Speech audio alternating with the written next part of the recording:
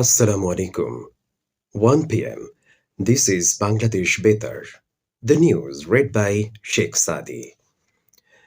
The 24th session of the 11th Parliament was prorogued yesterday.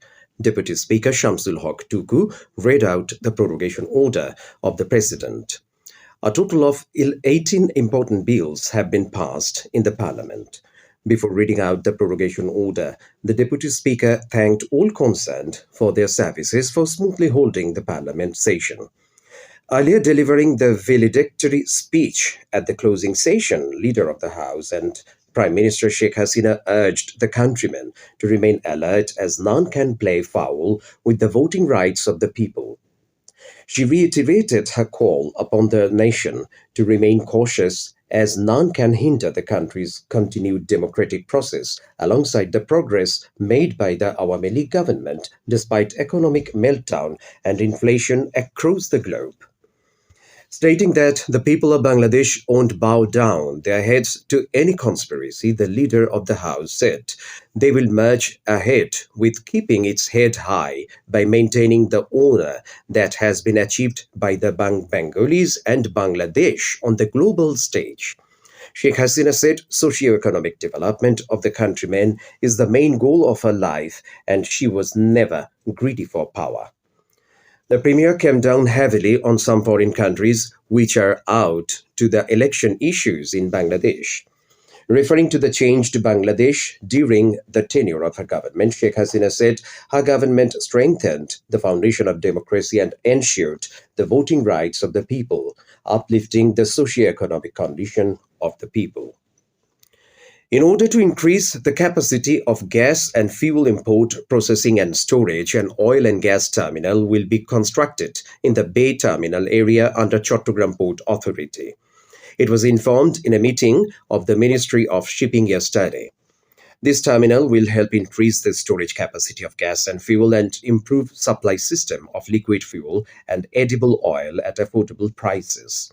A memorandum of understanding was signed between Chattogram Port Authority and East Coast Group for the establishment of an oil and gas terminal in the Chattogram Port area to encourage foreign and domestic investments. North Korean leader Kim Jong-un arrived at a Russian industrial city to visit a military aviation factory following his summit with President Vladimir Putin yesterday. The Interfax agency said 2 days after meeting Putin at a spaceport, Kim's bulletproof train pulled into Komsomolsk on Amur in Russia's Far East. He would also visit the Far East port of Vladivostok to oversee a display of Russian warships. The UN World Meteorological Organization says most of the thousands of deaths in Libyan flood could have been avoided by issuing proper warning and evacuating people.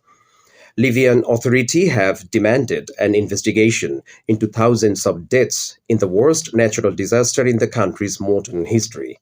The mayor of the city of Derna said the death toll from the massive floods of the eastern Libyan city of Derna could reach 20,000. Yemen's Houthi rebels will head to Saudi Arabia to negotiate a permanent ceasefire to end the long-running war in Yemen. Saudi Arabia's state news agency confirmed the visit last night. The visit raises hopes of a breakthrough in the quagmire conflict that has left thousands of people dead through direct and indirect causes such as famine. Cricket and Bangladesh will take on India in the last match of Super 4 of Asia Cup at Colombo today. The match is scheduled to start at 3:30 p.m. Bangladesh time. Bangladesh Betar will air running commentary on the match. Meanwhile, the final match of Asia Cup will be held between India and Sri Lanka next Sunday.